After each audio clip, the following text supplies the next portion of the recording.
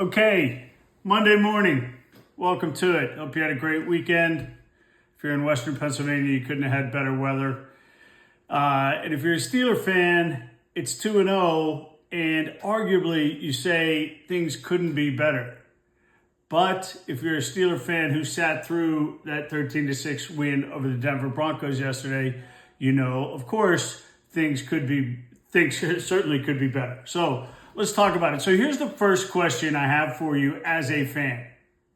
We're going to have a little different angle today, talk about some different things, but because that game was a bit of a rough watch. So the first question I have is, what is the most important thing as a fan for your team? I mean, obviously the instant reaction is clearly to win, right? Everybody who has participated in sports, I think who watches sports and has a competitive bone in their body, competition, the desire is to come out on top, right? So the goal is for your team to win. And if you grew up when I did way back when, I thought it was the birthright of being a Steeler fan was to watch your team play and win the Super Bowl 4 times in the 70s. What's that like as a kid, man? It's like, this kind of happens every year. You get used to it.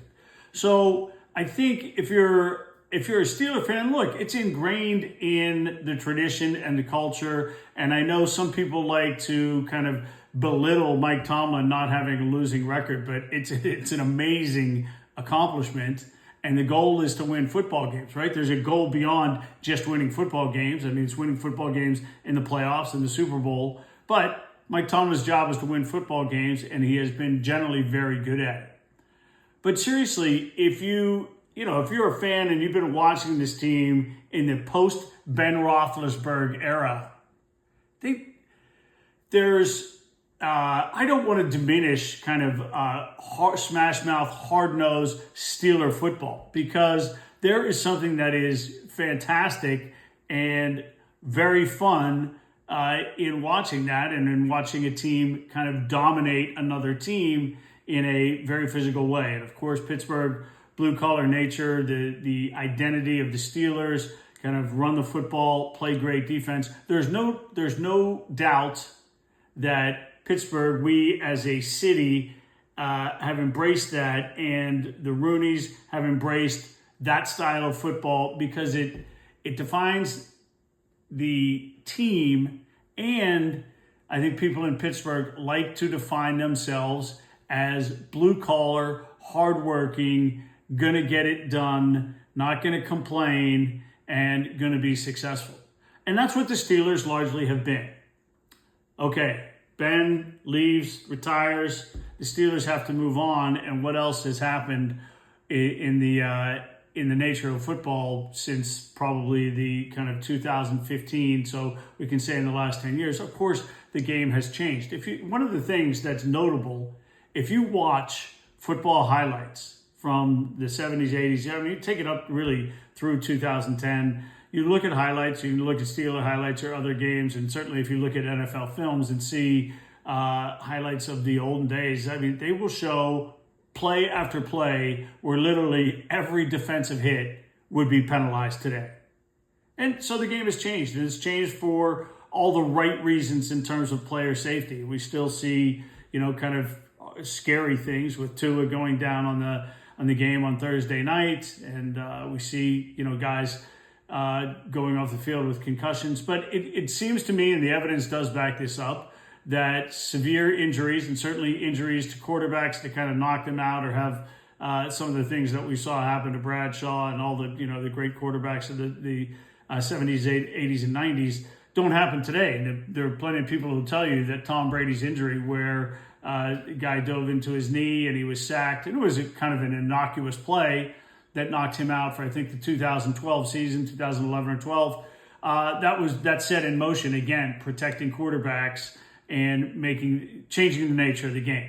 And there are plenty of people who think it's become, you'll hear a lot of the old school guys talk about flag football or put the quarterbacks in dresses or whatever. But if you listen to guys like Troy Aikman or guys who played in that era, Terry Bradshaw, they'll tell you it's a different game, but it's a better game because the physical toll on the players It was obviously life-changing and life-shortening.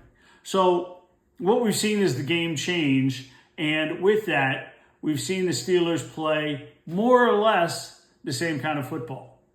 And that football is exactly what we talked about, exactly what we saw yesterday. And on offense, it is run the football, and most importantly, don't make mistakes, don't turn the ball over. And that's what we saw yesterday. Try to run the football, don't turn the ball over. And defensively, it's, look, be physical, win on both lines of scrimmage, but be physical, try to get to the quarterback with 4, try to turn the ball over, and hold the other team under 20 points. I mean, Dick LeBeau, you could go through kind of the mantras of what he did is, don't allow the big play, turn the ball over, get to the quarterback. And the Steelers have done that. But what comes with that in this era of Patrick Mahomes and the Aaron Rodgers era, these offenses that can put up 30 points in a blink of an eye, is a style of football that is aesthetically not all that pleasing. And that's what the Steelers play. So I wonder, and look, we've seen this in other sports. If you're a soccer fan, a European football fan, Barcelona historically has said, look, we want to win. We want to be great. We want to be the best club team in the world. But we also are going to play beautiful football. And we've seen it. We see it in hockey. If you talk about the Devil's Trap and how unaesthetically pleasing but effective that was, there's this question about the style of football do you want to play. Do you want to be the greatest show on turf, or do you want to be the big bad Pittsburgh Steelers? Or is there a happy medium? And can the Steelers kind of find that happy medium in that in the identity that they're searching for offensively? So Steelers win 13-6 yesterday, and one of the let's talk a little bit about the specifics of the game. And first of all, Justin Fields. Justin Fields played, I think, the first half that Justin Fields played yesterday was exactly the style of football, the efficiency. The Steelers would take 2 halves of that every time out. Look, they only scored 10 points, and that's not quite enough. I mean, putting up 20 points a game is better than what the Steelers have been doing, but it's not the goal. I think the goal has to be, 24 or more points on a weekly basis. But what we saw from the Steelers in that first half was really good football. They were able to run the ball effectively.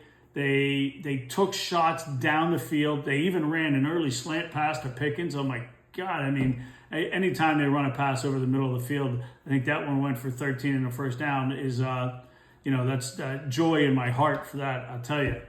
But that's the style of football with a rookie quarterback and Bo Nix on the other side and the Steelers defense getting out after the quarterback. I mean, that was the definition of Steeler football and what I think everybody from Art Rooney on down to the fans would be perfectly content with that. A competent offense and the smothering defense. I mean, that's the goal. And we saw that in the first half yesterday. We also saw a ton of penalties, and I think the numbers in this game were crazy. The Steelers, 10 penalties for 78 yards. The Broncos, 9 penalties for 124 yards. And one thing always to remember when we look at the stats and we talk about Justin Fields' performance when he only passed for 117 yards, remember, 51-yard pass to Pickens, which was a sterling throw and catch that got called back on a holding call. The pass down the sideline to Van Jefferson, that was defensive pass interference. I think it was on Surtain. Also, an extraordinarily good throw. But Fields couldn't have thrown it better. And I put that up on my Twitter feed yesterday during the game at David M. Todd. If you don't follow me, you can see that replay. I mean, literally, Jefferson's getting his left hand pulled back by the DB, and Fields puts it right there down the sideline. Can't make a better throw than that. So we saw these good throws. But Fields, so I'm intrigued by Justin Fields. I have loved Justin Fields' upside. But here's one thing that hasn't been talked about a lot. That was Justin Fields' 40th start in the NFL. It's the 42nd game he's played in.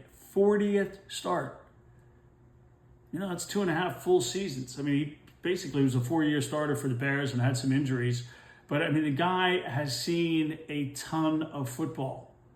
So at some point here, as much as, the question is, what's Justin Fields' upside? And I've seen him play with the Bears where he has looked like, the next coming, the ceiling of, he can beat Pat Mahomes. He's obviously elusive as hell.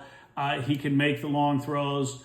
Can he read the defenses? No, he's not going to read them like Pat Mahomes. Can he read them sufficiently? Can he read them effectively enough to be a good NFL quarterback? I think he can.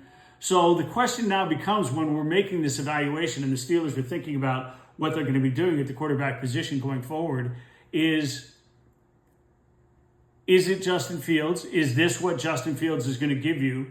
Or is it the Steelers offense and Arthur Smith? I thought Arthur Smith called a really good game in the first half of that game against Denver. I thought the second half was a freaking joke. I hated what they did because they became very predictable. And I understand. I mean, if you're a coach, these are the things that are going through your head. We're not trying to play pretty football. We are trying to win a football game. And when you go in up 10-0 at halftime, you're getting the ball to start the second half. You feel like, you had to feel, and if you're watching this game, I think this probably came through. You had to feel as if another touchdown, 7 more points, literally 7 more points, and the Steelers are going to win, because there's not a chance in hell that Bo Nix and the Broncos are going to put up 16, 17 points on the Steelers defense. So, don't turn the ball over, maybe becomes the number one priority. And this just comes back to what we talked about at the Open. What is the goal of the football team? And clearly we know Mike Tomlin, and I think it should be Mike Tomlin's kind of first, second, third, and all the way down the list. His goal is to win the football game. It's not to be aesthetically pleasing. So Arthur Smith and Mike Tomlin in that second half, they come out and they're conservative. They're not going to throw the ball over the middle. They may take some shots deep down the sideline. And by the way, just why you take shots deep down the sideline, right?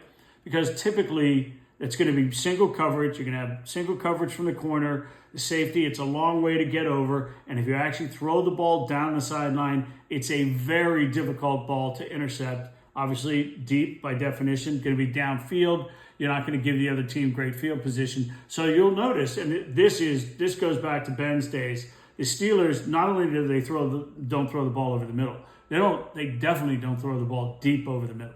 I think there was one time last year where Calvin Austin, out of the slot, maybe against Tennessee, trying to remember this off the top of my head, can't remember exactly, but caught a 70-yard touchdown pass on a kind of, they got open in the, I don't know if it was a zero coverage, but they got open coverage from the safeties, and it was a perfect throw from Pickett down the middle and a long touchdown.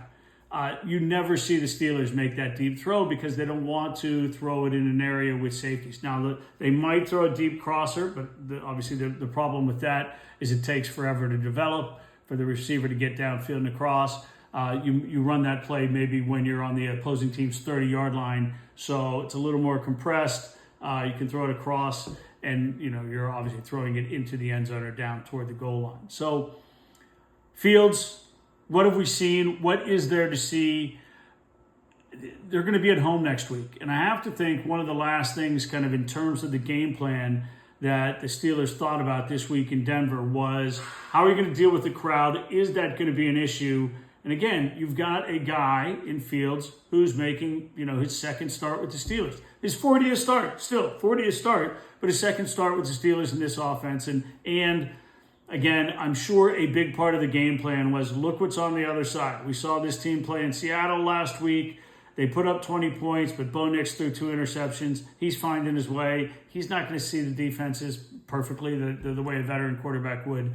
So don't make mistakes. So I can't argue with the game plan that the Steelers went out with this week against the Bengals. It was a very effective first half. They got a lead. They got ahead of a rookie quarterback. They were on the road. They didn't turn the ball over, and they won the football game. So check it. Check the box. They're 2-0. You know who's not 2-0? The Ravens. They're not 2-0. They were an 8.5 point favorite at home against the Raiders. They're not 2-0. The Bengals aren't 2-0. How about this stat? Zach Taylor, is that the Bengals coach? Zach Taylor, I think he's by all accounts considered a good coach. We've seen him go to the Super Bowl. Bengals are a good team. Zach Taylor's teams are 0-2 in 5 of his 6 seasons as the Bengals head coach. That's nuts. Particularly, with Joe Burrow as the quarterback the last, 3 or 4 years. So neither of those teams are 2-0. So the goal is to be 2-0, and now you come home and you take on a San Diego Chargers team that's 2-0, but is also playing a bit of the style of football that the Steelers are playing. A bit of conservative football. They got a new head coach in everybody's favorite, Jim Harbaugh. Steelers are going to get 3 Harbaugh brothers this year. Jim this week, the home opener against the Chargers, and obviously John twice when they take on the Ravens. But they're going to play. Here's the other thing. Let me get to this. Justin Herbert is a different level of quarterback that the Steelers are going to see versus what they've seen the first 2 weeks. An injured Kirk Cousins, a rookie in Bo Nix making his second start, and Justin Herbert. So it's going to be interesting to see if the Steelers are willing to, at home, with the crowd on their side, although it feels like the crowd was definitely on their side in Atlanta and maybe a little bit so in Denver. I'll open things up a little.